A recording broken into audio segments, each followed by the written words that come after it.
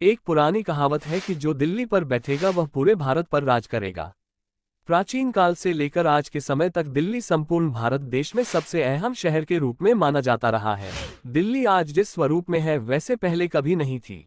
महाभारत काल में पांडवों ने दिल्ली को अपनी राजधानी बनाया था। आज जिसे हम दिल्ली के नाम से जानते हैं उसे उस समय इंद्रप्रस्थ के नाम से जाना जाता था। आज भी दिल्ली भारत की राजधानी के रूप में पूरे विश्व भर में जानी जाती है। 7वीं शताब्दी से लेकर 19वीं शताब्दी के दौरान लगभग 11 राजाओं ने यहाँ राज किया है। ना जाने कितने ही शासकों ने दिल्ली के तख्त पर बैठने के लिए खून पसीना बहाया है। आखिरकार क्या है खास इस दिल्ली में, क्यों सभी शासक यहाँ कब्जा करना चाहते थे? आइए जानते हैं आज के इस वीडियो में कि क्यों आखिर दिल्ली सभी की पहली चॉइस है। इसके साथ साथ क्या है दिल्ली में जो बाद में एक राजधानी के रूप में उभर कर बाहर आए और तब से आज तक एक बहुत ही महत्वपूर्ण शहर के रूप में बरकरार है। इसके लिए हमें दिल्ली के इतिहास को समझना होगा। इस वीडियो के अंत तक जानते हैं दिल्ली के संपूर्ण इतिहास के बारे में।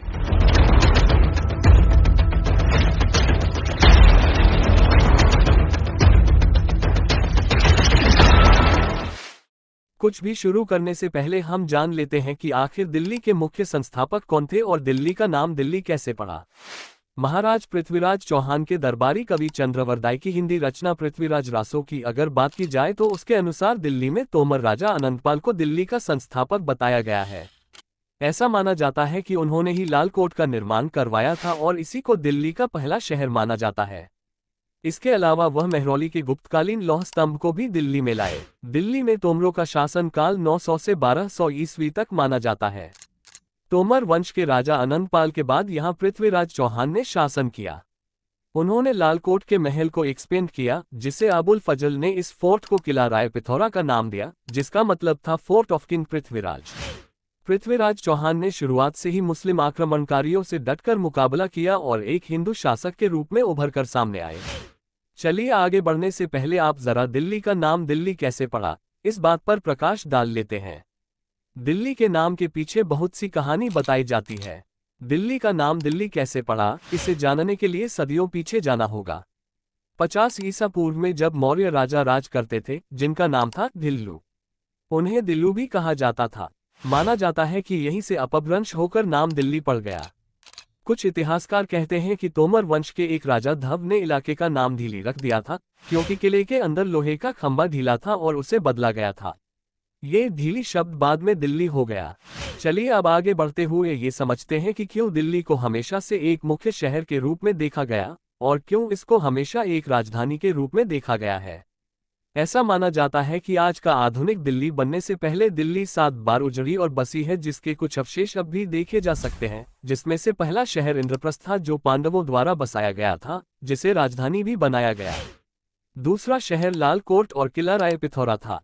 अब बात करते हैं आगे के शहरों के बारे में, जिससे दिल्ली दुनिया भर में सबसे महत्वपूर्ण राजधानी के रूप में देखी जाने लगी। तीसरे शहर के रूप में अलाउद्दीन खिलजी के द्वारा निर्मित करवाया गया सिरी का किला माना जाता है।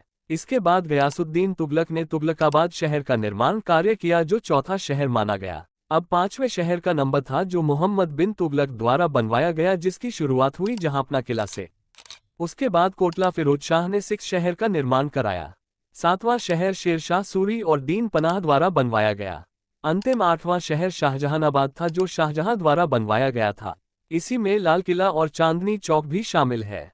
17वीं सदी के मध्य में मुगल सम्राट शाहजहां ने 7वीं बार दिल्ली बसाई, जिसे शाहजहानाबाद के नाम से भी पुकारा जाता है।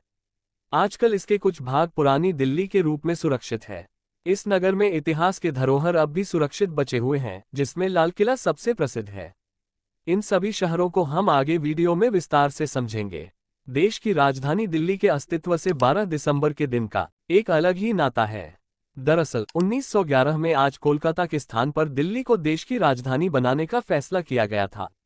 ब्रिटेन के राजा रानी उस समय भारत के दौरे पर आए हुए थे और उन्होंने दिल्ली के बाहरी इलाके में आयोजित दिल्ली दरबार में यह ऐलान किया था कि भारत की राजधानी कोलकाता की जगह अब दिल्ली होगी। तो दिल्ली की कहानी शुरू तो हो चुकी अनंतपाल से, लेकिन खत्म बहुत देर से हुई। अनंतपाल के बाद शासन आया पृथ्वीराज चौहान का, जिन्होंने 1192 में मोहम्मद गौरी से युद्ध लड़ा और पराजित हो गए और एक नए वंश का शासन शुरू हुआ।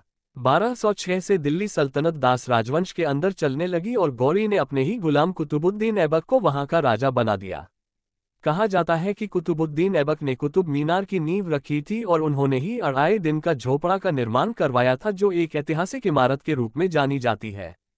सन 1290 तक स्लेव डायनेस्टी ने दिल्ली पर राज किया और इसके बाद जलालुद्दीन फिरोज खिलजी ने दिल्ली के ताज पर कब्जा कर लिया और खिलजी वंश की स्थापना की। इसी दौरान एक नई कैपिटल सिटी का निर्माण किया गया। मंगोल द्वारा लगातार हो रहे हमलों से बचने के लिए उन्होंने इसका निर्माण करवाया था। आज के समय ये किला न्यू दिल्ली का पार्ट है। इनकी मौत के बाद गयासुद्दीन तुगलक ने ताज पर कब्जा किया और तुगलक डायनेस्टी को सेटअप किया। गयासुद्दीन ने दिल्ली में ही तीसरी सिटी तुगलकाबाद शहर का निर्माण करवाया था। ये किला आज की दिल्ली के साउथ ईस्ट एरिया में स्थित है। 1324 में जब गयासुद्दीन की मौत हुई तो उनके बेटे मोहम्मद बिन तुगलक दिल्ली के सिंहासन पर बैठे। मोहम्मद बिन तुगलक ने दिल्ली की चौथी सिटी जहांपनाह को बनवाया था। किला राय पिथौरा और श्री किला को मिलाकर जहांपनाह शहर का निर्माण करवाया गया था, क्योंकि मंगोल आक्रमण अभी तक रुके नहीं थे। आज के समय में देखा जाए तो श्री से लेकर कुतुब मीनार तक इसके अवशेष देखे जा सकते हैं। 7 साल तक शासन करने के बाद मोहम्मद बिन तुगलक ने अपनी कैपिटल दौलताबाद में शिफ्ट की, जो अब महाराष्ट्र के औरंगाबाद के पास है। इसके बाद 1351 में फिरोज शाह तुगलक ने दिल्ली का ताज संभाला। उन्होंने अगली सिटी का निर्माण कराया जो कि फिरोजाबाद के नाम से जानी जाती है। आइए थोड़ा जानते हैं सिटी के बारे में। फिरोजाबाद शहर को आज फिरोज शाह कोटला के नाम से जानते हैं। फिरोज शाह ने सभी से हटकर अपनी कैपिटल दिल्ली के नॉर्थ में बनाई। इसके अलावा खिड़की मस्जिद, 64 खंबा, बेगमपुर मस्जिद, 12 खंबा आदि कुछ ऐसी इमारतें हैं जो उनके शासन में बनवाई गई थी। फिरोज शाह की आलीशान इमारतों ने कैपिटल को एक अलग ऊंचाई तक पहुंचाया। इसी सिटी में सबसे पुरानी और सबसे बड़ी मस्जिद जामा मस्जिद भी बनी हुई है। तुगलक वंश के बाद दिल्ली पर शासन आया लोदी वंश का, जिसके पहले शासक थे बहलोल लोदी, जिन्होंने 1451 में लोदी वंश की स्थापना की। लोदी वंश के अंतिम शासक थे इब्राहिम लोदी, जो 1526 में बाबर के साथ पानीपत के युद्ध में हार गए और यहीं से दिल्ली की हिस्ट्री में एक नए दौर की शुरुआत हुई। यहाँ से दिल्ली एक शहर के तौर पर ऊंचाई पर जाने वाली थी। इसी के बाद दुनिया के बाकी राजधानियों की तुलना में दिल्ली को बेस्ट कैपिटल माना जाने लगा। बाबर के बेटे हुमायूं ने दिल्ली में दिनपनाह शहर का निर्माण कराया, क्योंकि बाबर का मुख्य शहर आगरा था, लेकिन आपसी मतभेद होने के कारण ये शहर पूरा न बन सका। हुमायूं के बाद शेरशाह सूरी ने दिनपनाह को फिर से बनवाया और उसका नाम दिया शेरगढ़ या पुराना किला। पुराना किला को भारत की एंशिएंट सिटी इंद्रप्रस्थ का किला भी बताया जाता है। शेरशाह सूरी ने मुगलों की राजधानी को 1639 में आगरा से दिल्ली शिफ्ट किया और दिल्ली में शाहजहानाबाद शहर का निर्माण कराया। ये दिल्ली के साथ वही सिटी थी जिसको आज हम ओल्ड दिल्ली या फिर पुरानी दिल्ली के नाम से भी जानते हैं। ये दिल्ली के सबसे खूबसूरत हिस्सों में से एक मानी जाती है, जो आज भी अपने उसी रूप में विराजमान है। ये शहर मुगलों के लिए बहुत ही महत्वपूर्ण केंद्र के रूप में बनी रही थी, जहां पर उन्होंने पैलेस और फोर्ट बनवाए। इनमें से सबसे इम्पोर्टेंट है लाल किला और चांदनी चौक। 1911 में जब ब्रिटिश सरकार ने कोलकाता से दिल्ली को राजधानी घोषित किया तो इसके बाद उन्होंने इसका निर्माण एक अलग ही तरीके से कराया, जिसका नाम दिया गया ल्यूटेंस दिल्ली, जो आज के न्यू दिल्ली में सिचुएटेड है। बाद में यही सिटी नेशनल गवर्नमेंट की सीट ऑफ पावर बनी। बहुत ही फेमस कवि मिर्जा गालिब ने भी दिल्ली के बारे में लिखा था। उन्होंने लिखा कि एक रोज अपनी रूह से पूछा कि दिल्ली क्या है, तो यूं जवाब में कह गए, ये दुनिया मानो जिस्म है और दिल्ली उसकी जान है। अगर आज भी किसी भी भारतवासी से पूछा जाए तो दिल्ली हर किसी के दिल में बसती है। दिल्ली के बारे में एक और दिलचस्प बात है कि यह नगर हर बार उजड़ने के साथ एक अलग स्थान पर ही बसा और नए ढंग से बसा। इसके उजड़ने और बसने की दास्तां में हर शहर इसे अपने अनुकूल नामों से पुकारता रहा।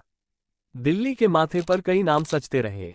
तो दोस्तों, ये थी दिल्ली की अनोखी दास्तां जो हमारी राजधानी है।